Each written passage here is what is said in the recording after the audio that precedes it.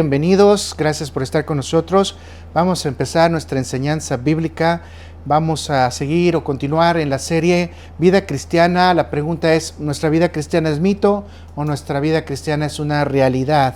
El tema que vamos a ver el día de hoy es el 18 y vamos a titularlo Olvidé que Dios lo ordenó. Olvidé que Dios lo ordenó. Vamos a hablar de la emoción al juicio.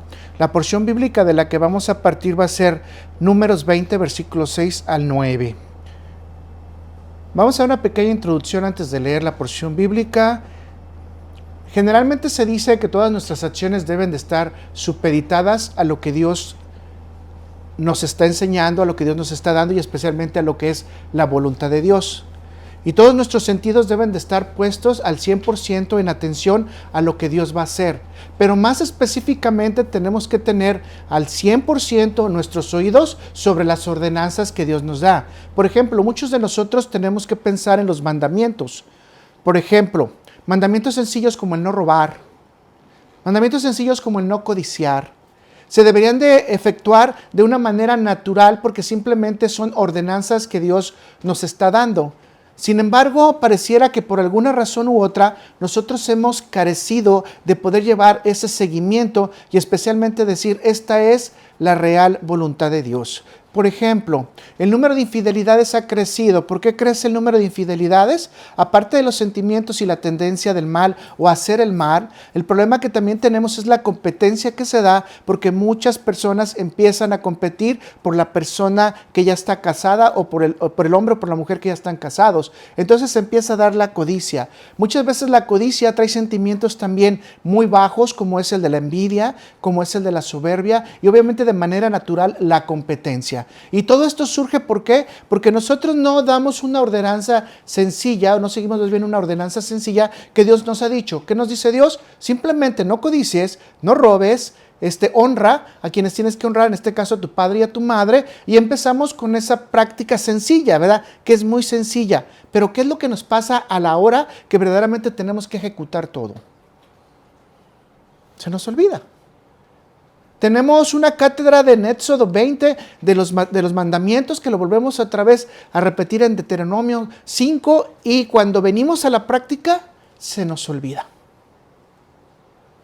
La Biblia incluso nos enseña una gran cantidad de ejemplos en los cuales los personajes bíblicos incurren en un montón de razonamientos personales y estos razonamientos personales se alejan de la orden de Dios o de la voluntad de Dios. Hemos hablado hasta el bastecer de Saúl, quien hizo su propia convicción de lo que él tenía que sacrificar para poder ir a la guerra sin esperar a Samuel. Como ya lo hemos hablado mucho esto, ustedes ya lo conocen, ya lo saben, pero sí es importante remarcar que Dios nunca le dio la autoridad a Saúl, más Saúl empezó a hacer su propia autoridad. Hay un ejemplo más que pudiéramos tomar en este caso, es el de Pablo, trayéndolo al Nuevo Testamento. Pablo más bien se cae en Damasco ante la presencia de Jesús. Al caerse Pablo ante la presencia de Jesús, Pablo queda ciego. Le dice vete, 3 días después llega Ananías le quita las escamas de los ojos, bueno, no él, el poder de Dios, y a través del poder de Dios empieza, Pablo a predicar, pero Jesús le da una ordenanza bien sencilla, quizás usted la recuerda. ¿Cuál es? Ve y vas a predicarle ¿a quién? ¿A los judíos? No. ¿A los israelitas? No. ¿Vas a ir a predicarle a quién? ¿A los judíos? No. ¿A quién? A los gentiles, es decir, a las naciones, a los extranjeros. ¿Y qué es lo que hace Pablo en ese momento? Pablo en su corazón es tocado, hace sus propios razonamientos y dice, ¿será correcto entonces que yo le predique también a los de mi sangre para que ellos también reciban a Cristo y sean salvos? ¿Qué es lo que pasa? Casi lo matan a Pablo, lo tienen que regresar a Tarso y hemos de recordar que en este caso esta ciudad era romana, por eso es que queda salvo Pablo. Entonces, en ese momento, ¿qué es lo que pasó? Pablo desobedeció. Sí, Pablo desobedeció la ordenanza que Cristo le dio y él tuvo que estar 14 años, según su propio relato, esperando a que viniera Bernabé por él y lo llevara otra vez de regreso al Evangelio. Note usted que una pequeña falla lo pone 14 años fuera. Y si usted empieza a analizar esta situación, ¿cuál fue el problema? Que olvidó la instrucción de Cristo. La instrucción de Cristo era bien sencilla. Ve con los gentiles. Y cuando Pablo fue a los gentiles, nada lo pudo detener. Nada lo pudo detener. Éfeso, Corinto, si usted puede seguir mencionando todas las iglesias, las cartas paulinas, usted puede seguir mencionando todo. Todo lo que hizo Pablo hasta con los romanos tuvo éxito. ¿Por qué? Porque estaba avalado por el Espíritu Santo, debido a que Pablo en ese momento estaba ejecutando la real orden de Jesús, que era ir a predicar a los gentiles, es decir, a los extranjeros. En hebreo a ellos se les llama gois, o sea, a nosotros se nos llama gois, es decir, extranjeros. Nosotros recibimos el evangelio por parte de Pablo, no lo recibimos de parte de Pedro, que esta es una discusión que los católicos hacen con los cristianos, que la verdad yo no entiendo, que necesitamos pensarlo mucho, porque Pedro fue enviado a Israel, mientras que Pablo fue enviado a nosotros, las naciones. Quien entiende esta parte, termina esa discusión inmediatamente. O sea, no hay nada que discutir, y quien tiene dudas lo puede ver en el libro de Gálatas, y ahí en el capítulo 2 usted puede encontrar muy claramente que dice Pablo: yo fui mandado a los incircuncisos, mientras que Pedro fue mandado a los circuncisos, ¿cierto? Entonces, este es un ejemplo claro de lo que pasa con los diferentes personajes bíblicos, y esto qué bueno que pasa para que nosotros podamos aprender que no siempre lo que nosotros hacemos es que correcto, menos si nos estamos guiando por nuestros razonamientos, nuestras emociones o las formas de ver el mundo. Así que hoy vamos a tratar de resolver una pregunta sencilla: ¿por qué olvidamos las órdenes, instrucciones, misiones o mandamientos que Dios nos da? ¿Por qué las olvidamos? Quizás usted ya tiene una gran cantidad de respuestas. Yo solamente me voy a basar a 3 respuestas únicamente, 3 respuestas grandes, tratando de dar una ilustración de cosas que usted ya conoce, simplemente para que usted me siga y obviamente entienda después y lo procese en su vida, que hay otras cosas más que nos impiden seguir las órdenes, instrucciones, misiones y ordenanzas que Dios nos da. La mente se nos pone en blanco o sale del corazón. No sé qué es lo que nos pasa. ¿Qué es lo que pasa? Partiremos entonces del ejemplo inicial de Moisés y Aarón, quienes habían recibido las demandas del pueblo de Israel en el desierto del Zinc, diciéndoles: no tenemos agua, y obviamente sabemos que empiezan a hacer otra vez toda la letanía que generalmente dicen: ¿para qué nos trajiste al desierto? Para morir aquí, etcétera. Ustedes conocen toda la historia. Esta es la segunda vez que encontramos a Moisés ante una roca, y en la cual también hay que sacar agua. Milagro tremendo, ¿verdad? Y entonces, en el contexto dice que el pueblo de Israel fue directamente ¿con quién? ¿Con Dios? No, fueron con Moisés y con Aarón, y Aarón y Moisés fueron directamente al tabernáculo, se postraron, pidieron a Dios. ¿Y qué fue lo que pasó? Vamos a leerlo en la porción bíblica en Números 20, versículos 6 al 9, y dice: y se fueron Moisés y Aarón de delante de la congregación a la puerta del tabernáculo de reunión, y se postraron sobre sus rostros, y la gloria de Jehová apareció sobre ellos. Y habló Jehová a Moisés diciendo: toma la vara y reúne a la congregación, tú y Aarón tu hermano, y habla a la peña a vista de ellos, y ella dará su agua, y le sacarás agua de la peña, y darás de beber a la congregación y a sus bestias. Entonces Moisés tomó la vara de delante de Jehová, como él lo mandó. ¿Cómo la tomó? Como él le mandó. Y repite, ¿qué es lo que tenemos que hacer cuando Dios nos dice algo? Como él lo mandó. ¿Cómo vamos a hacer nuestra vida? Como él lo mandó. Me sorprendió escuchar a una persona que dijo: yo no puedo decir mentiras, porque de mi boca solamente tiene que salir verdad para honrar a mi Dios. No puedo decir chisme, porque de mi boca tiene que salir cosas buenas para honrar a mi Dios. Así usted y yo tendríamos que decir: de mi boca, de mi corazón tienen que salir cosas buenas para honrar a mi Cristo. ¿Por qué? Porque Él lo mandó. Escuche, Él lo mandó, no yo, no usted. Él lo mandó. Vamos a orar. Gracias, Señor Padre Celestial bendito. Gracias porque nos tienes el día de hoy reunidos. Tú sabes los propósitos, tú sabes las magnitudes, solamente de ti es la gloria. Tú sabes la anchura, la estatura, las cosas que necesitamos crecer, Señor. Ayúdanos, Padre Celestial, porque nuestro corazón es débil. Nuestro entendimiento a veces es diverso, Señor. A veces no tenemos nuestro corazón puesto en ti. Ayúdanos a que nosotros podamos repetir esta frase: Señor, es como tú lo mandas, como tú lo ordenas, no como yo lo quiero, como yo lo pienso, como yo lo siento, Señor. Ayúdanos a entender que tu ley es recta, que tu ley es verdad, Señor. que no ha sido abolida, Padre Celestial, sino que no la tenemos todavía para podernos guiarnos entre todos los seres humanos y no perdernos, porque sabemos que tu ley es perfecta. Gracias, Señor, porque sabemos que tu gracia también cae sobre nosotros todos los días y que esa gracia en fe nos lleva también a caminar todos los días contigo. Padre Celestial, te pido por este momento, por todos los hermanos, por los que están aquí o por los que se van a anexar, para que tú los llenes de sabiduría, Padre Celestial, para que tú los llenes con amor, con denuedo, con fuerza, con voluntad, pero especialmente con esa visión hacia ti, Señor. Padre Celestial, te pido, en ese amor que tú nos tienes a nosotros, que nos pongas un corazón humilde hacia ti, Señor, que verdaderamente entendemos que la mansedumbre va acompañada de obedecerte, Padre Celestial, que no podemos ser mansos si no te obedecemos. Ayúdanos, Señor, a entender eso. No es que nuestro corazón se doble o que nuestro corazón esté humilde o doblegado a ti, sino que verdaderamente toda nuestra voluntad debe estar doblada a tu ley. Debe estar doblado a tu Espíritu Santo, a nuestro Padre Jesús y Salvador Jesucristo, Señor. Ayúdanos a mantenernos en fe. Gracias, Padre Celestial, porque sé que tú estás haciendo lo bueno en cada uno de ellos. Te pido por que también Cristo se manifieste en su corazón, se manifieste en su vida, Señor.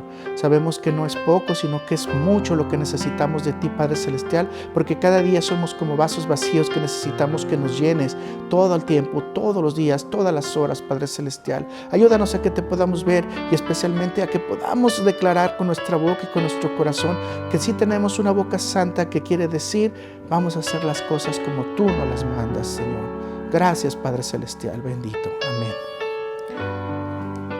Entonces, el punto número 1 va a ser: las emociones y sentimientos te hacen olvidar las órdenes de Dios.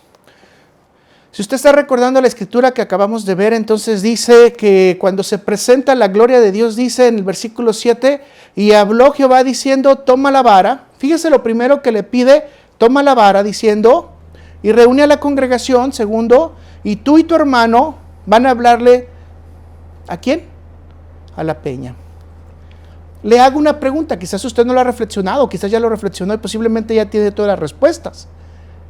¿Por qué Dios le pidió a Moisés y a Aarón que llevaran la vara si la orden de Dios era que solamente tenían que hablarle a la peña?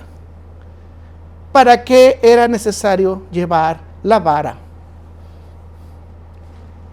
No sé si usted ya lo reflexionó. Dios le pide, por primer lugar, si usted se fija nuevamente en el versículo 7, toma la vara. Y cierra diciéndole: y la peña dará agua, ¿cuándo? Cuando tú le hables. O sea, ¿para qué es necesaria la vara? No era necesaria la vara. Solamente era necesaria, ¿qué? La boca. Y aquí empezamos a aprender la aplicación directa de estos versículos. Debemos de usar la boca bajo la ordenanza de Dios para que nosotros podamos darle el mensaje a los demás sin que reciban castigo. Y usted empiece a responderse a sí mismo si nosotros en nuestras acciones diarias usamos nuestra boca para evitar el castigo.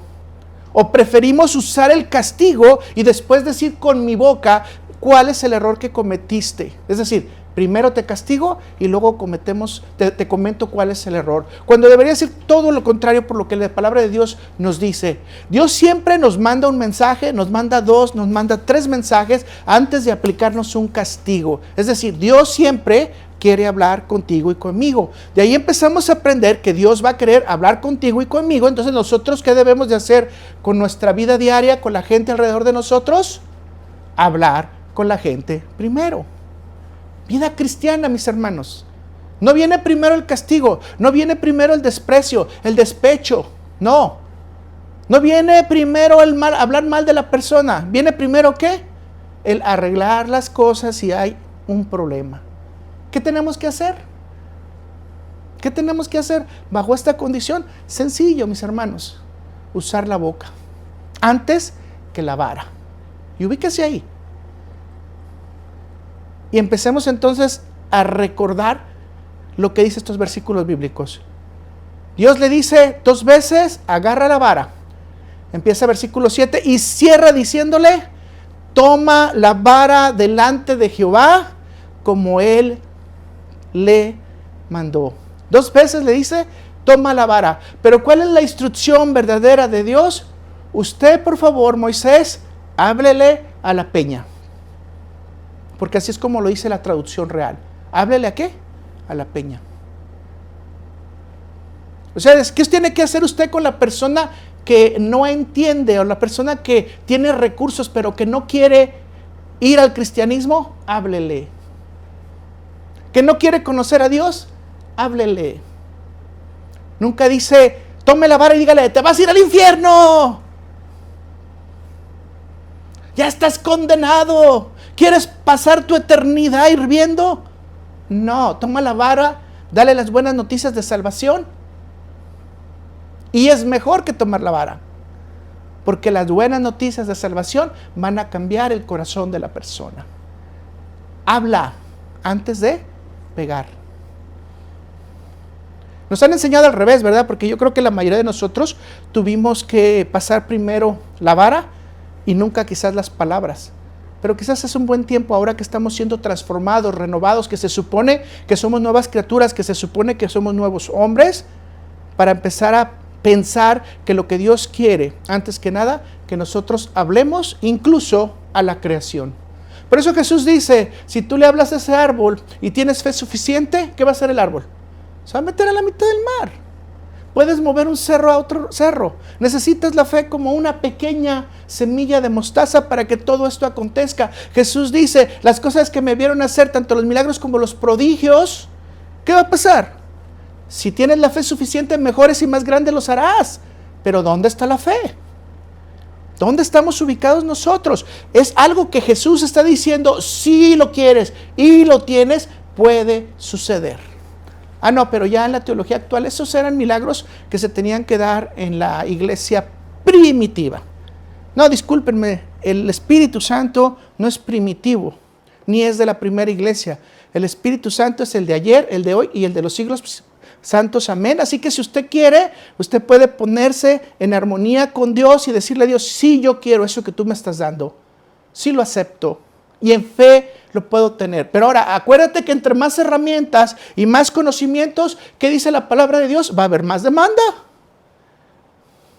va a haber menos tolerancia y posiblemente va a haber más ¿qué? Juicio. Esto es lo que muchas veces no nos ponemos a pensar cuando le empezamos a pedir a Dios, dame esto, dame el otro, dame el otro. Sí, pero cuando Dios te empieza a dar es ¿por qué? Porque Dios te va a demandar. Y eso lo dice su palabra, no lo digo yo. Entre más te da, más te demanda, más te pide. Entonces tú tienes que pensar, dame con la medida que tú sabes de lo que yo puedo manejar. Entonces podemos hacer una aplicación rápida de esto, porque podemos recordar que la vara hacía muchos milagros. No. Dios hacía los milagros a través de la vara. La vara se levantó varias veces para las diferentes plagas. ¿Ustedes recuerdan de las 10? O sea, la vara fue presente en la otra ocasión en donde se golpeó la roca para que saliera el agua. En palabras simples, entonces, la vara tenía un poder tremendo. Dios fluiría y llevaría el agua con vara y sin vara. Escuche lo que le estoy diciendo, con vara y sin vara. Entonces el problema no es la vara, ¿verdad? Entonces, ¿cuál es el problema? Moisés tenía que obedecer una simple orden. Simple orden. Háblale a la peña. Ahora, yo no sé si usted piensa a pensar que es que tan loco tendría que estar Moisés para hablarle a una piedra que no tiene nada, que no se mueve, que no tiene vida. Pero Dios mismo le está diciendo, tiene agua. Si se nota en la escritura lo dice, tiene agua. Y ella está lista para que cuando tú digas las palabras, yo ya le dije que te obedezca. Imagínense que Dios ponga la naturaleza y diga, mira, lo que dice este hermanito, más bien no este hermanito, este hijo mío, inmediatamente va a pasar. Ojo, ojo. Con esto empezamos a aprender algo bien sencillo. Cuando Dios nos empieza a llevar a realizar alguna comisión, siempre nos va a mandar con todas las herramientas que necesitamos para realizar la tarea, todas. Solo que tenemos que seguir la instrucción de Dios, cuándo y cómo usarlas. Escuche, tenemos que seguir la instrucción de cómo y cuándo usarlas. Le doy un ejemplo rápido. Si usted va a visitar a alguien en el hospital, ¿se siente Dios? O se tiene que sentir como alguien que va a visitar a un enfermo, a cumplir un mandamiento y a orar por la persona. ¿Qué es lo primero que tenemos que hacer en un hospital? Bueno, 4 pasos sencillos, ¿no? Que podríamos hacer de parte del cristianismo. Paso número 1, primero, hablar con la persona, cómo te sientes, cómo estás. Segundo, saber si sabe y conoce su enfermedad. Tercero, cómo anda su fe, cómo anda su frustración, cómo andan sus sentimientos, cómo anda su relación con Dios. Porque muchos de los enfermos, aún cristianos, yo me los he encontrado que están peleando con Dios, como fue en el caso de Jacob. ¿Se acuerdan? Jacob peleó con el ángel toda la noche. Entonces hay veces que nosotros nos encontramos como Jacob toda la noche peleando con Dios, es decir, toda la enfermedad, porque la noche puede representar la oscuridad, nos la vamos a pasar peleando ¿con quién?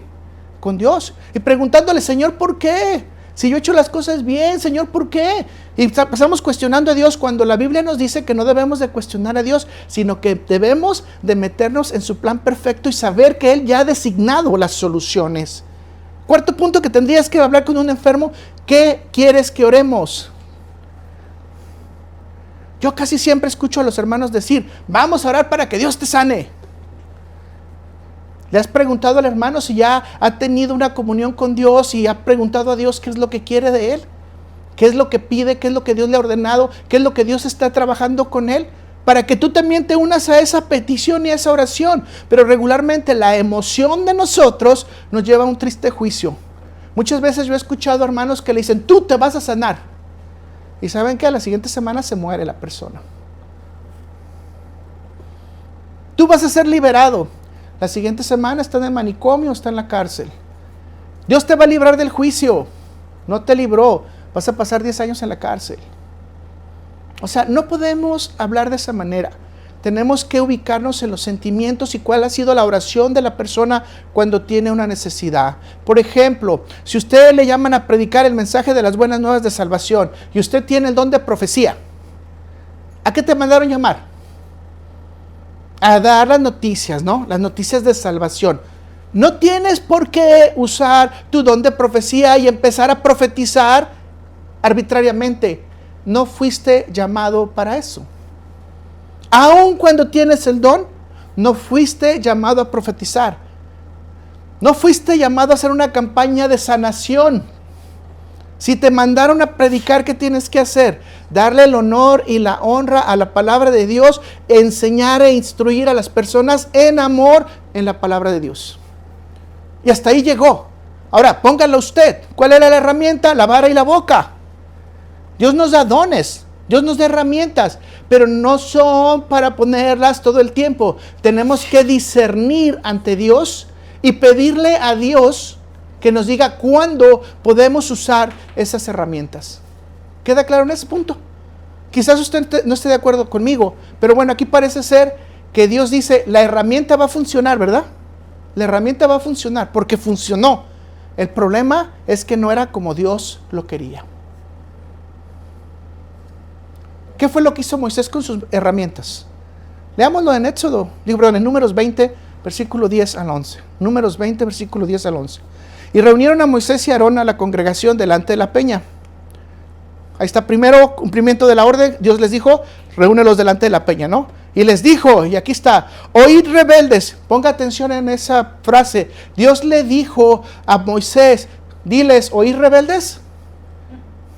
Escuche lo que le voy a preguntar. ¿A poco Dios no se dio cuenta que le estuvieron reclamando a Moisés? Que estuvieron diciéndole, este Dios que nos sacaste, vamos a morir aquí en el desierto, para esto nos trajiste. Y Dios mostró total tolerancia a eso.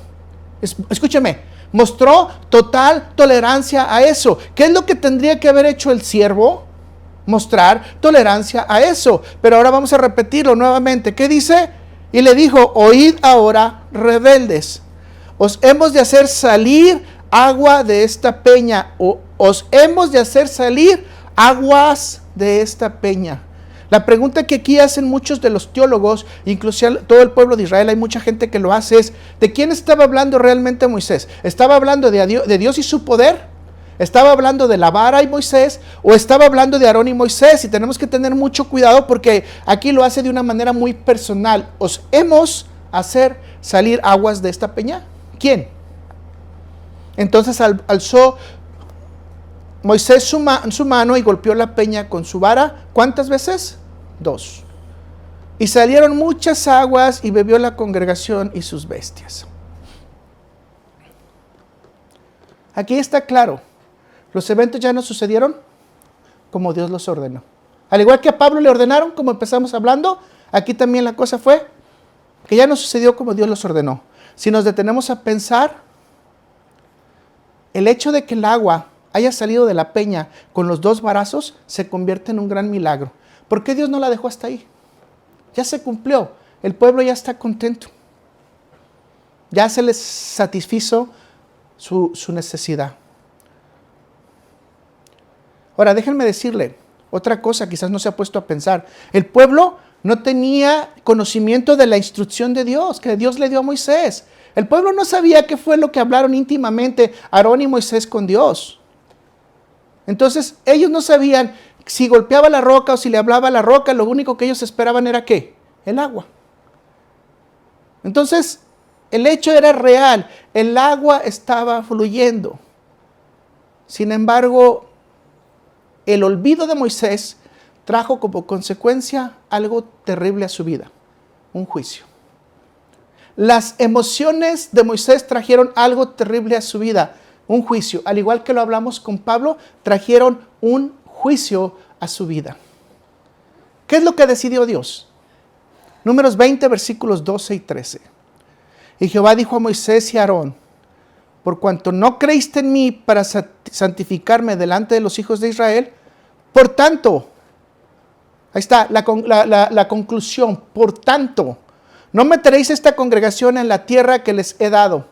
Estas son las aguas de la rencilla por las cuales contendieron los hijos de Israel con Jehová y él se santificó en ellos. Ahora fíjense lo que está hablando y el brinco que da la Biblia. No es el problema contigo, Moisés, sino las rencillas ¿con quién? Conmigo, con Dios.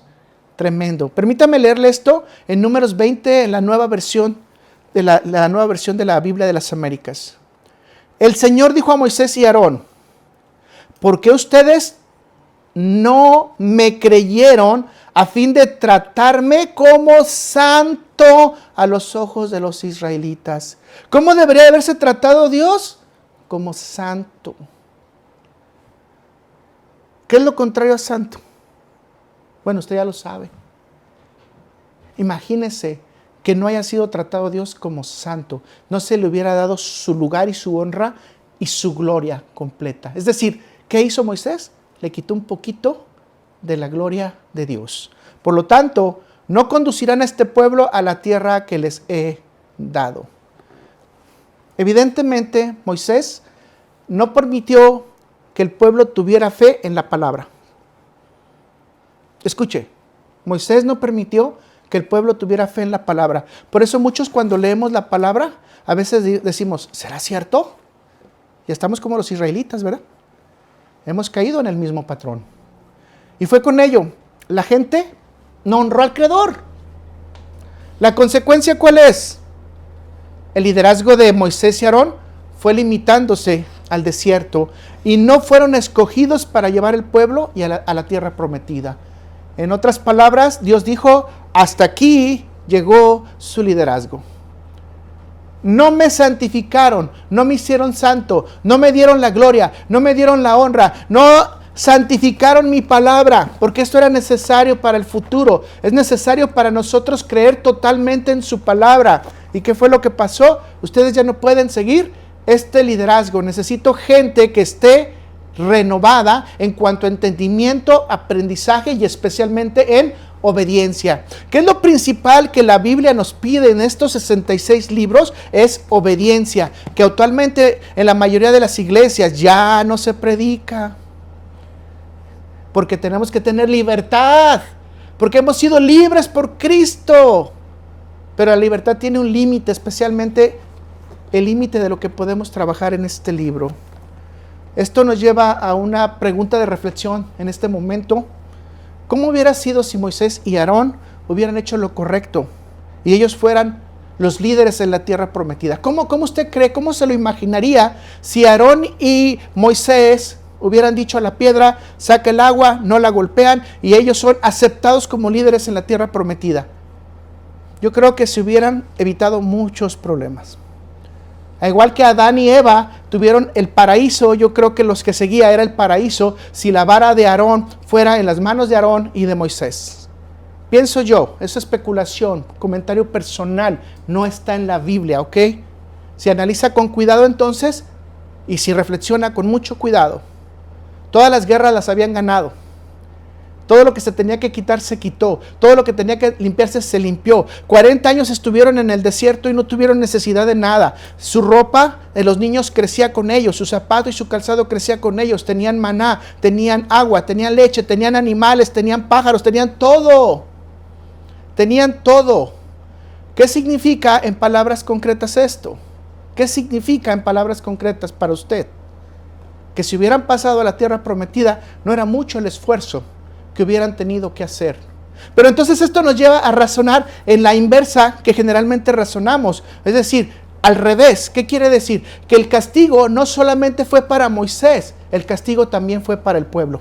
Ojo, tenemos 3000 años de problemas con Israel. Y mientras Israel no arregle sus problemas, ¿sabe qué? Usted y yo seguimos metidos en el mismo tobogán, en el mismo torbellino. Mientras Israel no arregle sus situaciones, nosotros no vamos a poder ver la segunda venida de Cristo. Imagínese que fuera al revés. Ahora entendemos entonces que el castigo, generalmente se dice, es que Dios castigó nada más a Moisés. No. Si usted analiza con mucho cuidado, con mucha precaución y se bucea un poquito en las Escrituras, el castigo aplicó también a Israel. Si hubiera pasado con esos dos líderes, yo creo que Jesucristo hubiera aparecido en ese momento cuando ellos cruzan la tierra prometida. Ahí hubiera aparecido Cristo y hubiera venido el Gran Eden o el Jardín del Edén nuevamente para nuevas generaciones y hubiera acabado todo bonito. Pero sabemos que Dios tenía otro plan, ¿verdad?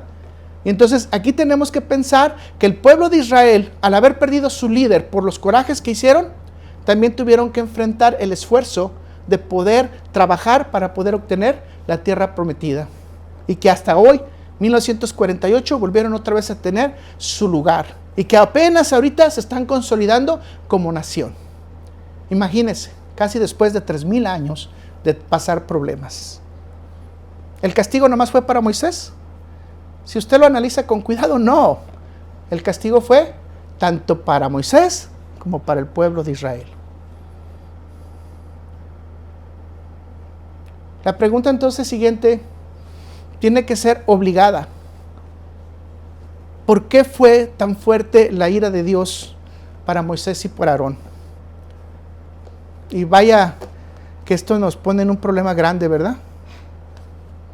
Porque la pregunta es ¿dónde andaba Aarón? ¿Y por qué también a Aarón le tocó el castigo? Si el que le pegó a la piedra fue Moisés, si el que habló fue Moisés, si el que insultó al pueblo fue Moisés, entonces ¿por qué le tocó a Aarón? Bueno, reflexionenlo en su corazón. Vamos a ver la explicación número 1.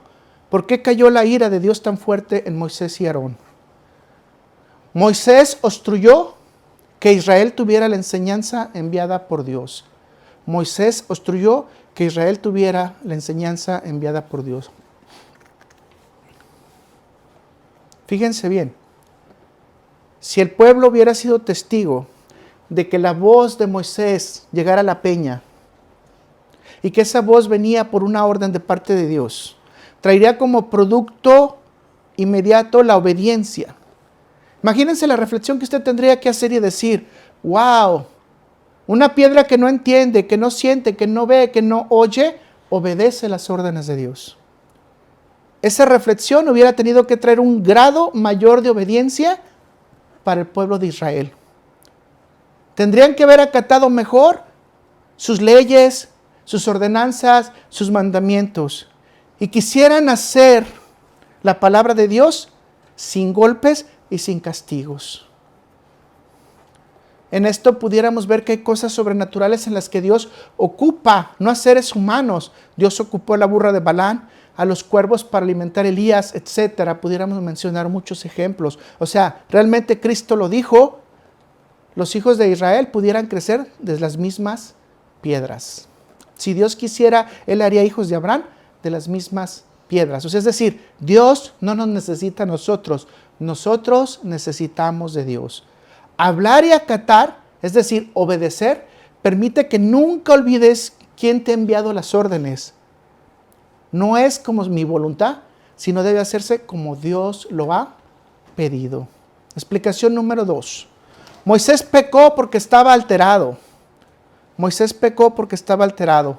Recordemos el versículo 10 y dice: y reunieron Moisés y Aarón a la congregación delante de la peña y les dijo: oíd ahora, rebeldes. Yo creo que y es una forma de pensar muy personal, vuelvo a repetir, el pueblo de Israel casi por 40 años había visto todos los milagros de Dios. Y ahora vuelven otra vez a reclamar: no hay agua. Como si Dios no tuviera el poder para darles agua. Evidentemente Moisés se vio afectado por estos comentarios. Y obviamente fueron comentarios muy fuertes. Y esto hizo que él los tomara de manera personal y tuviera sentimientos y emociones personales. Wow, aquí aprendemos rápido y aplicamos rápido. Si nosotros tomamos las cosas de manera personal, ¿qué cree que va a pasar? Vamos a perder la cabeza. ¿Y sabe qué pasa cuando perdemos la cabeza? Perdemos el juicio. Y cuando perdemos el juicio, no tenemos las herramientas necesarias para poder cubrir nuestra necesidad y la forma de responder adecuada conforme Dios nos lo pide. Ojo, si perdemos la cabeza, ¿qué va a pasar? Si empezamos a trabajar con nuestros sentimientos y nuestras emociones personales, ¿qué va a pasar? Vamos a estar fuera de nuestro razonamiento. ¿Qué es lo que nos habla la Biblia cuando nos dice que tenemos que tener templanza? ¿Qué significa tener templanza? Discernimiento de espíritus. Que nosotros tenemos que estar cuerdos para poder ver la situación y poder responder a ella. Mis hermanos, no sé si se está dando cuenta de que Moisés no tenía derecho a enojarse. Si Dios no lo había hecho, Moisés no tenía ningún motivo por qué enojarse. Ahora te darás cuenta que Moisés no solo estaba hablando a una persona, sino que se estaba refiriendo a todo el pueblo. Y lo dice en plural. ¿Escuchen qué? Rebeldes. Mis hermanos, Moisés estaba avergonzando a todo el pueblo. ¿Cómo estaba llamándoles al pueblo? Rebeldes. ¿Qué hemos hablado cuando hemos dicho la palabra Lashon Hara? Que estamos hablando mal. No era todo el pueblo que era rebelde, ¿o sí? No, ¿verdad? Mas sin embargo, él se refirió a quién, a todos como que rebeldes. ¿Se fija cómo un comentario puede causar un problema? En algunos estados de la nación mexicana, algunas familias se les conoce por el apelativo.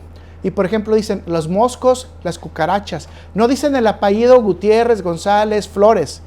No, este pertenece a los moscos. Ok, entonces, aunque la persona no sea mosca, ya le decimos ¿qué? Que esa persona es un mosco. Entonces, obviamente, públicamente, Moisés estaba ofendiendo tanto a los que estaban rebeldes como a los que no estaban rebeldes. Es decir, ¿a qué llega nuestro acto de enojo cuando es en nuestra vida personal y queremos aplicarlo? Que muchas veces en nuestro acto de enojo vamos a hacer público nuestro enojo. Todo el mundo se va a dar cuenta y probablemente le decimos, también ustedes. Y cuando decimos también ustedes, estamos sojuzgando a personas que probablemente ni siquiera en su corazón ni en su mente han puesto nada del tema. Si nos damos cuenta y vemos la dimensión de las emociones, te pueden llevar ¿a qué?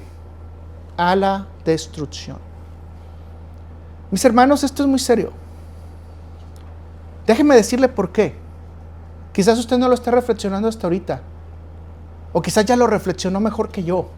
Moisés es considerado el hombre más humilde en toda la tierra. ¿Qué esperas de un hombre más humilde en toda la tierra? Por favor, paciencia y amor. Cuando dicen, esta persona es bien humilde, estamos hablando de corazón, ¿verdad? De comportamiento, de forma de ser. ¿Qué espero? Que la persona tenga paz y me transmita paz. Pero paz con Z, no paz con S. Y en este caso Moisés transmitió paz con S. Su boca golpeó a Israel. Escúchame, su boca golpeó a Israel. ¿Qué pasa cuando alguien se mete con el pueblo de Dios? Dice Dios. A todos aquellos que te bendigan, yo lo bendeciré. Y a todos aquellos que te maldigan, yo lo maldeciré. ¿Qué estaba haciendo Moisés en ese momento cuando perdió la cabeza, conociendo toda la ley? A él le entregaron la Torá, a él le entregaron todos los libros, él los escribió. ¿Qué estaba pasando con Moisés en ese momento? Las emociones no le dejaron pensar claramente. Se le olvidó las leyes que podrían aplicar en su comentario. Y gracias a Dios porque cometió Moisés ese error, ¿verdad? Porque si usted se da cuenta, nunca le fue quitado el título del hombre más manso y humilde que ha existido en la tierra. Gracias a Dios por eso, porque por lo menos sabemos que Dios no te quita todo, que Dios te deja algo. Y gracias a Dios por esos errores, porque nosotros sabemos que en la imperfección que tenemos, bueno, puede pasar algo, pero Dios también no va a ser tan injusto, o más bien Dios nunca es injusto, Dios siempre es justo y no nos quita cosas importantes, como por ejemplo en David, que sigue siendo el hombre conforme al corazón de Dios, independientemente de que mucha gente se encaje con la infidelidad. Este evento, mis hermanos, demostró el enojo como resultado de la presunción. Porque déjeme decirle que cuando uno responde con enojo, la justicia de Dios no habita en usted. En ese momento, la justicia de Dios se aleja de usted. Dice que Dios no convive con el enojo. Santiago 1, versículos 19 al 21 dice: por tanto esto, mis amados hermanos, todo hombre sea pronto para oír, tardo para hablar y tardo para ¿qué? Para irarse. Porque la ira del hombre no obra la justicia de Dios. ¿Qué no obra en la ira del hombre? La justicia de Dios, porque Dios está alejado de él. Por lo cual, desechando toda inmundicia y abundancia de malicia, recibid con mansedumbre la palabra implantada, la cual puede salvar vuestras almas. Podemos llegar a una conclusión sencilla. El acto de enojo es de cualquier persona, ¿ok? No nada más de Moisés, pero más en la categoría de Moisés, fue visto como algo grave de parte de Dios. Como lo hemos mencionado, ofendió al pueblo. Públicamente se mostró. Moisés era ejemplo. ¿Y qué tenemos que entonces empezar a aprender, mis hermanos? Por lo que más quiera, no se enoje en público. Por lo que más quiera, aguántese. Y reflexione en su cabecita. Reflexione en su cabecita. Cuando alguien se enoja, es que es una falta de confianza en Dios, falta de justicia de Dios y falta de entendimiento de Dios. Entonces la pregunta es, ¿por qué no te puedes enojar? Si Dios nos dio el enojo, si Dios nos dio la ira, ¿por qué no me puedo enojar? Hay que practicar la verdad.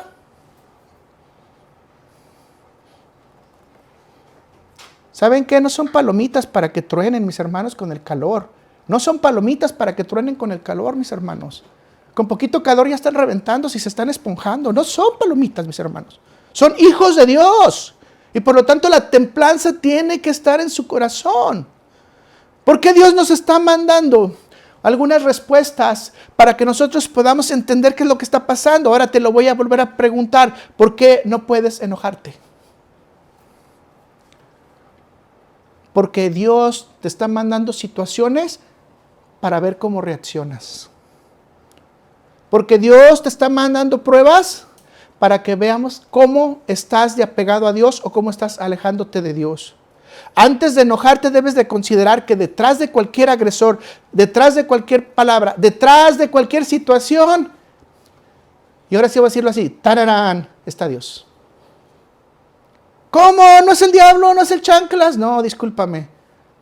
Detrás de cualquier situación de un creyente está Dios. Detrás de Moisés no estaba el chanclas. Detrás de Moisés, ¿quién estaba? Dios. Nos obliga entonces una siguiente pregunta. ¿Cómo reaccionas a lo que Dios manda en tu vida?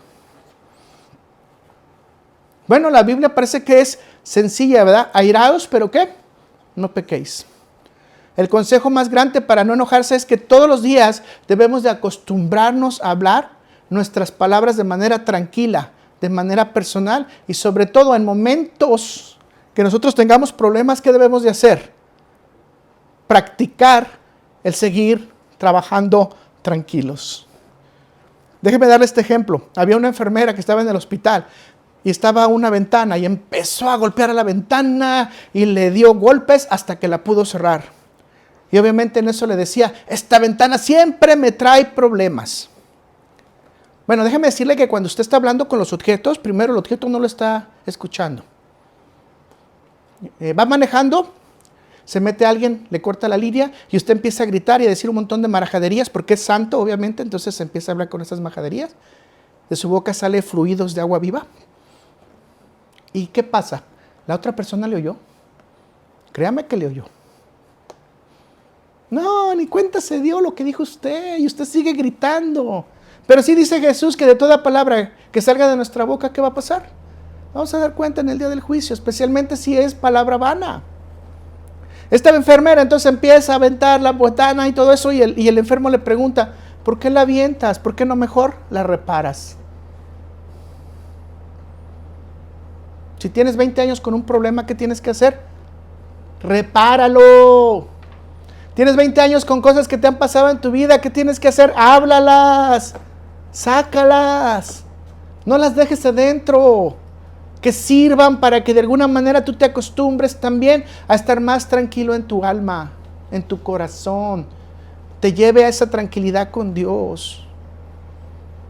¿Sabes por qué? La enfermera quería cerrar la ventana de esa manera porque no salían las cosas como ella quería. Te voy a decir por qué te enojas. ¿Estás de acuerdo conmigo? ¿No te enojas? Porque no salen las cosas como tú quieres. Por eso te enojas. Y te voy a decir, y esto no estoy equivocándome, apréndelo en tu cabeza.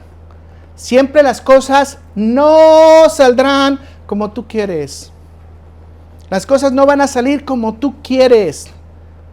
Hasta Dios tiene esa tolerancia con nosotros. Dios quería que nosotros estuviéramos en el Gran Edén, que estuviéramos en el jardín del Edén, que no saliéramos de ahí. Él quería estar en comunión con nosotros. Dios quería un socio con Él. ¿Y qué hicimos nosotros? La regamos. Pero ¿por qué Dios no castigó inmediatamente? Porque Dios quiere enseñarnos a que nosotros tengamos tolerancia de que no todas las cosas van a salir perfectas como nosotros queremos. Si tú vas a una fiesta, ¿qué vas a encontrar? Quizás comida que no te guste, música que no te guste. La pregunta es, ¿para qué fuiste a la fiesta?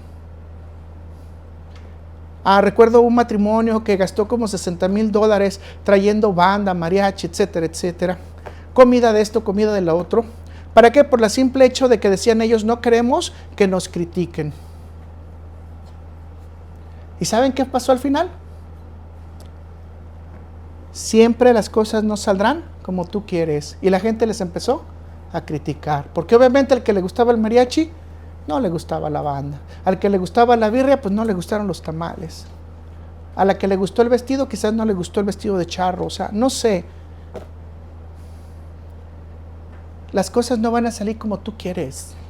No todo es perfecto como tú quieres. Tienes que poner en tu corazón que hay cosas que van a cambiar tu vida y que de hecho van a alterar tu vida porque no están dentro de tu plan y de tu voluntad hacerlas, sino están bajo la voluntad de ¿quién?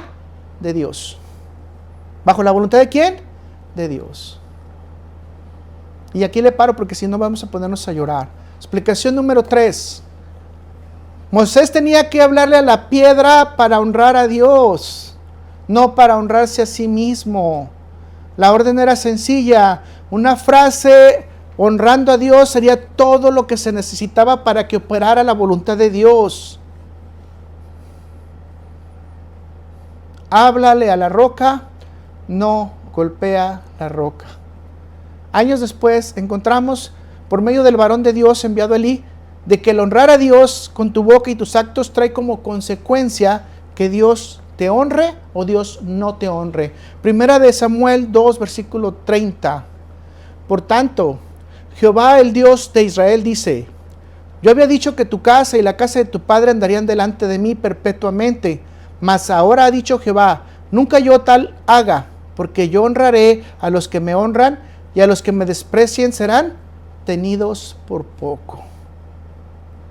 Moisés tomó la decisión de utilizar de sus dos herramientas, una, ya lo dijimos, la vara, y golpeó. Decidió no emplear la boca y hablar, es decir, decidió no darle la honra a Dios, y dice la versión, no santificó, no lo declaró santo a Dios. Así que Dios le dio un golpe también a nivel espiritual a Moisés, pero Dios utilizó su boca dándole la sentencia y diciéndole, tú y tu hermano no guiarán a este pueblo a la tierra prometida. ¿Qué fue lo que usó Dios? ¿Usó la vara? No, usó su boca. Por eso y por esta actitud, Moisés le fue quitado la posición. Sin embargo, damos gracias a Dios porque nunca dejó de llamarlo nuevamente el hombre más manso y humilde sobre la tierra. Es decir, un acto de enojo no califica toda la vida de Moisés. Aprendemos entonces con esto, mis hermanos, que debemos utilizar la boca antes que los golpes y el castigo. Espero que lo tenga como reflexión en su corazón. Debemos de utilizar la boca antes que los golpes o el castigo. Pero que su boca no sea espada también, mis hermanos. Cuidado con eso. ¿Qué debe salir de nuestra boca? Palabra de Dios para testificar. Si es posible, palabra de Dios para evitar el castigo a los demás. Si es posible, palabra de Dios para conciliar, reconciliar y tener una nueva vida en Cristo. Así que podemos llegar a una conclusión sencilla. ¿Por qué fue tan grande la ira de Dios ante Moisés y Aarón? Cuando te equivocas, haces equivocar a los demás. La gente aprende de ti, especialmente cuando eres un líder. La gente estaba aprendiendo de Moisés que debería de ser enojada, que debería de insultar a los demás. La gente estaba aprendiendo de Moisés que no era necesario utilizar su boca, sino utilizar la vara. Es decir, estaba aprendiendo de Moisés que era necesario el castigo antes que la reconciliación. Y otro punto más, la vara pudiera convertirse en algo idolátrico. La vara de Aarón finalmente fue puesta en la arca del pacto y por eso mucha gente quería llevar el arca del pacto. Esta es la situación, porque consideraban que la vara de Aarón tenía el poder. Por eso donde estaba el arca del pacto siempre había triunfo, decían ellos, ¿verdad? Dese cuenta cuánto le quitó de gloria Moisés a Dios. Un poquitito, porque toda la gente sabía que el milagro venía de Dios. Ahora quiero que usted imagine a todos los pastores, a todos los religiosos que han convertido en un circo la iglesia, en un relajo, en un desorden, pasando por campañas, diciendo que ellos tienen el poder y la gloria porque Dios se los ha concedido y que a través de ellos se pueden hacer las cosas. Algunos pastores por ahí que dicen que ellos son los que te dan la cobertura, la capa y que sin ellos tú no puedes funcionar. Ellos no le están quitando poquita gloria.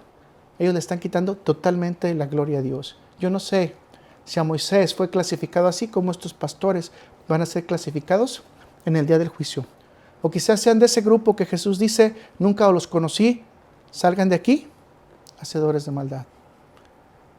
Mis hermanos, nunca le quitemos la gloria a Dios, nunca dejemos de santificarlo y siempre digamos que Dios es santo. Y si Dios es santo, Dios dice, sed santos porque yo soy santo.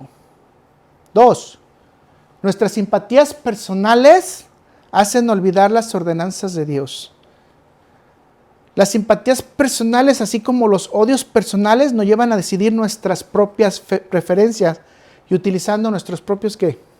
Razonamiento, entendimiento y nuestra forma de percibir el mundo. Voy a repetirles algo que he dicho sobre todas o varias de las predicaciones. Nuestro entendimiento, nuestro razonamiento es limitado. El razonamiento y entendimiento de Dios es amplio, general y Él conoce todas las cosas. De esta manera entonces la persona intenta arreglar el mundo para favorecer a sus aliados y destruir a sus enemigos independientemente de la instrucción de Dios, independientemente de la palabra de Dios. Si es pecador no importa, o sea, Dios no puede castigar a su creación. ¿Se fija ese razonamiento qué hermoso? Y no voy a entrar ahí porque luego nos cancelan la publicación. Pero ahora hemos desarrollado un nivel de tolerancia grande dando justificación a cualquier nivel de pecado. A cualquier nivel. Este es el caso de Jonás. Este es el caso de Jonás. Jonás, profeta de Dios, fue considerado para ir a Nínive, quienes eran enemigos de Israel. ¿Se acuerdan de ese tiempo? Le dio una ordenanza bien sencilla: ve y lleva el mensaje de salvación a Nínive. La Biblia dice que Jonás fue bien obediente, ¿verdad? Bajó a Job y tomó un barco hacia Tarsis en lugar de ir a Nínive, para alejarse lo más que se pudiera de Nínive y no hacer la ordenanza de Dios. ¿Qué está pasando con Jonás? Note que está retando al Dios de dioses y al Señor de señores. Pero ahora note la paciencia y la tolerancia de Dios. Ante esta decisión de Jonás, Dios envió una tempestad que culminó con las siguientes acciones. Y usted ya se las sabe, se las voy a resumir. Los marineros clamaron a Dios y para que les trajera salvación a la embarcación.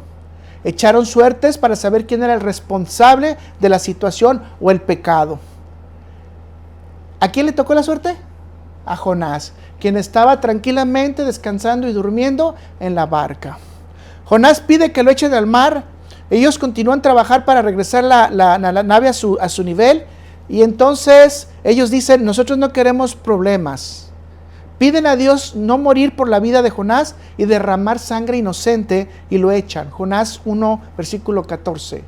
Yo pienso que usted se podrá dar cuenta la cobardía de Jonás en ese momento. Pero fue inteligente porque él no se podía suicidar, ¿verdad? Si él se hubiera mandado al mar, se hubiera suicidado. Entonces dijo: pues si ustedes quieren, aviéntenme, ¿no? Dios le concede la petición, no matando a Jonás, es decir, responde ante la petición de los ignorantes, que eran los marineros, y responde con una petición para el siervo de Dios, poniéndolo adentro ¿de dónde? De un pez. Los marineros temieron a Dios y ofrecieron sacrificio a él e hicieron votos. Note, una sola experiencia donde se movió el mar, donde se vino la tempestad, los marineros tuvieron para convertirse. Se convirtieron solo por el hecho de creer que Dios controlaba la naturaleza. ¿Y usted por qué se convirtió?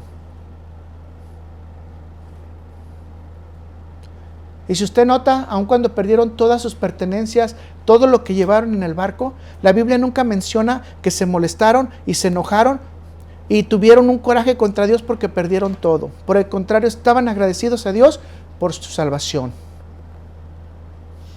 Dios tuvo misericordia de la tribulación y tuvo misericordia de Jonás. Y si se está dando cuenta, hay dos salvaciones. Una salvación para los tribulantes que no conocían de Dios y una salvación para Jonás. Permítame decirle que evidentemente la tempestad la mandó Dios y no la mandó Satanás. Esto nos hace recordar la tempestad que vivieron los discípulos de Jesús estando en el arca. Vaya usted a Marcos 4, versículos del 35 al 41, solo para recordarlo.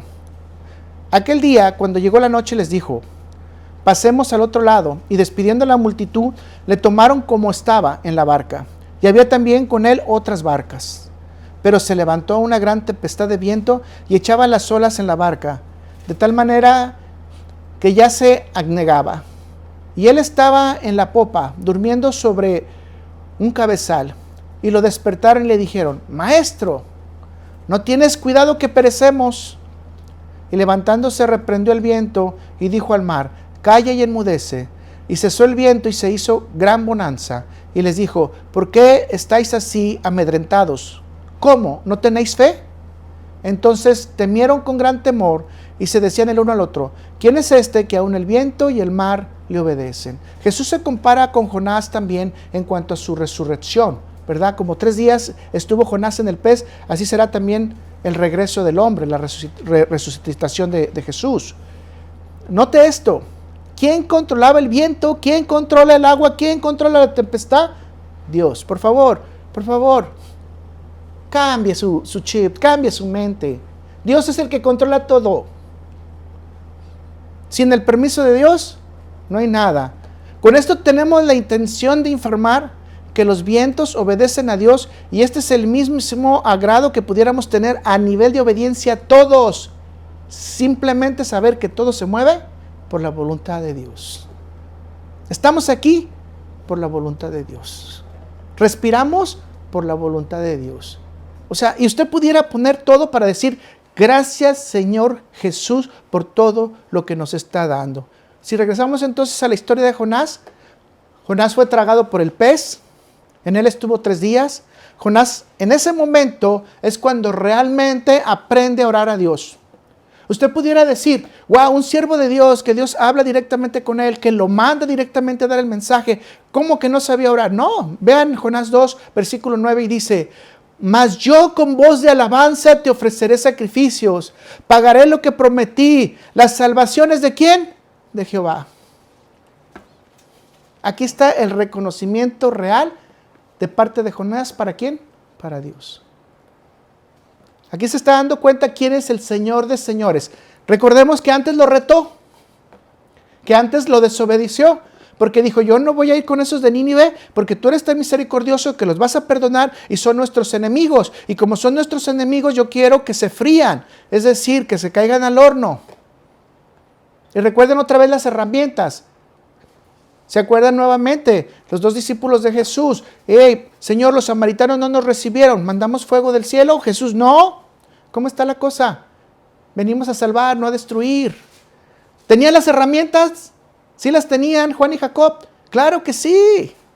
Pero no era necesario usarlas. Imagínense cuando nosotros le damos a un niño un arma. Y si el niño no sabe usar la arma, ¿qué va a hacer? Va a disparar. Mis hermanos, esto es la vida real del Espíritu. Necesitamos saber cuándo se usan las herramientas que Dios nos da. Aquí Jonás entiende por fin que el que maneja el mundo no es su profecía, sino es ¿quién? Dios. Jonás promete entonces hacer sacrificios, pagar sus promesas, reconoce las recompensas y sobre todo deposita su fe en Dios y dice, ok, al camino que iba Jonás, ¿a dónde lo mandaron? ¿A Tarsis? No, dice la palabra de Dios que aterrizó en la playa, ¿verdad? Y no era la de Hawái, era la de Nínive. O sea, cuando Dios te va a mandar a algún lado, mis hermanos, aunque le demos la vuelta, sea el camino corto o el camino largo, Dios te va a llevar a donde Él quiere. No se hace mi voluntad, se hace la voluntad de Dios. Increíblemente, Jonás predicó ¿cuántos días? ¿Se acuerdan? 40. Y todo el pueblo de Nínive creyó en la predicación de Jonás. Jonás 3:5 dice, y los hombres de Nínive creyeron a Dios y proclamaron ayuno y se vistieron de cilicio desde el mayor hasta el menor. Es decir, ¿qué hizo la población de Nínive? Ayudó, se vistió de cilicio, se sentó el rey sobre su ceniza, proclamaron ayuno no solamente para los hombres, también para los animales.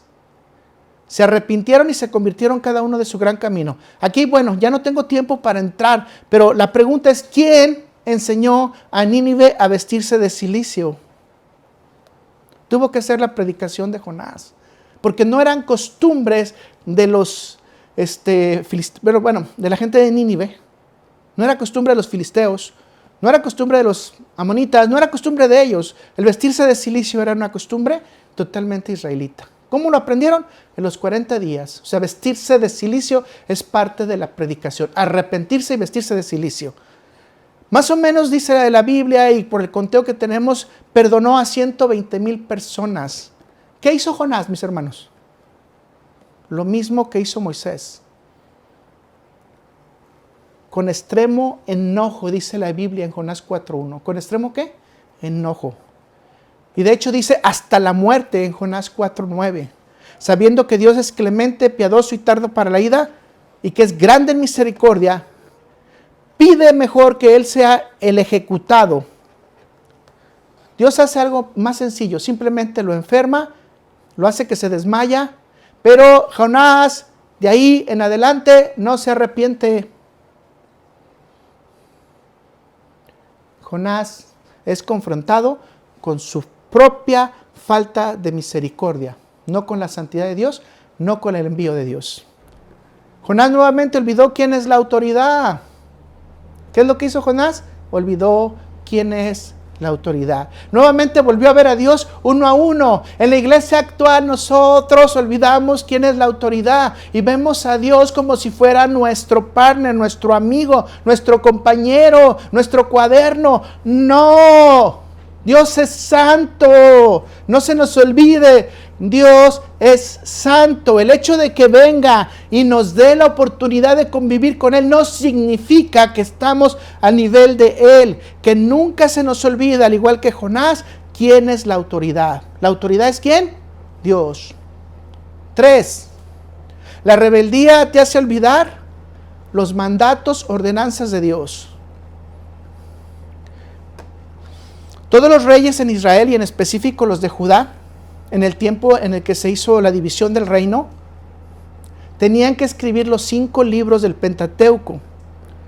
Y esto tenía la intención de que cada rey llevara en su corazón y hubiera escrito con su mano todas las reglas que existían para que pudieran fluir con el juicio de Dios y hacer las ordenanzas con el juicio de Dios. Pero varios de los reyes, yo solamente voy a escoger un caso especial, a Manasés. Manasés fue uno de los ejemplos que no quiso seguir las ordenanzas de Dios para gobernar a Judá, a pesar que había sido testigo de los hechos y milagros en los que Dios había participado con su padre. Manasés era hijo ¿de quién? De Ezequías. Y dice la Biblia, Manasés hizo lo malo ante Dios. Dicha rebeldía recuerda la parábola de Jesús cuando habló del hijo que pidió su herencia, después se fue de su casa, gastó toda la herencia y después tuvo que regresar nuevamente. Esto es la historia de Manasés. ¿Qué hizo Manasés? 1. Adoró dioses paganos. Segunda de Crónicas 33, del 1 al 3. Lo voy a resumir ya ahorita por el tiempo. Usted puede leerlo ya con más calma posteriormente. 2. Levantó altares paganos en el templo. Segunda de Crónicas 33, 4, 5 y 7. 3. Desencadenó un diluvio de perversidad. Segunda de Crónicas 33, 6, versículo 6 y versículo 9. Abandonó el hacer justicia. Segunda de Reyes 21, 16. Y 5.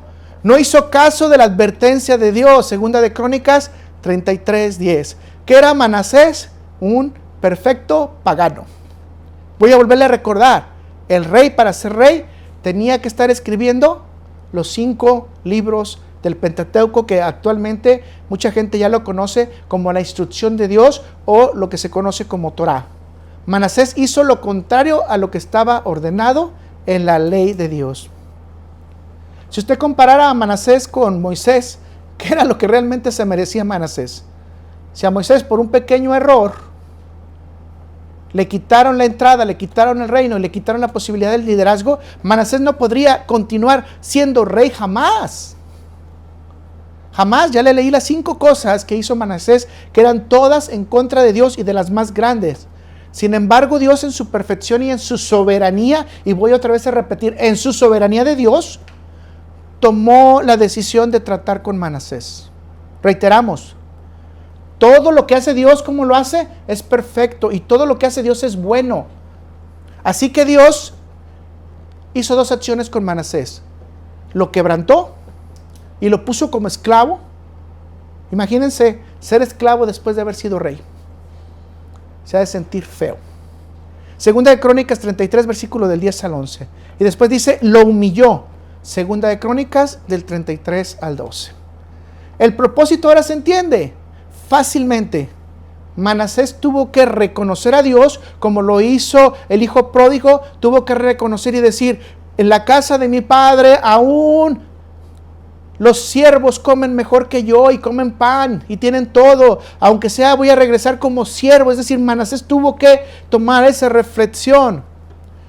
Dios trabajó con la rebeldía de Manasés para que se pudiera retomar el camino. Resumamos las acciones de Manasés en Segunda de Crónicas del 33, del 13 al 19.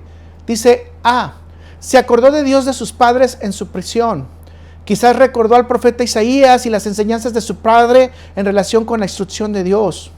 B, puso a orar a Dios y dijo al Dios de David y al Dios de Ezequías. Note que él nunca va a decir al Dios de Abraham, Isaac y Jacob, rogándole que le perdonara y le respondiera en sus súplicas. Segunda de Crónicas 33, 13. confesó todas sus transgresiones. Ojo, mis hermanos, para ponernos a cuentas con Dios, ¿qué tenemos que hacer? Confesar nuestras transgresiones. Y por último, rogó al Señor que le perdonara. Dios lo restauró y Manasés empezó a seguir las ordenanzas de Dios. Manasés fue restaurado a diferencia de Moisés y volvió a ser el rey de Jerusalén, el rey de Judá.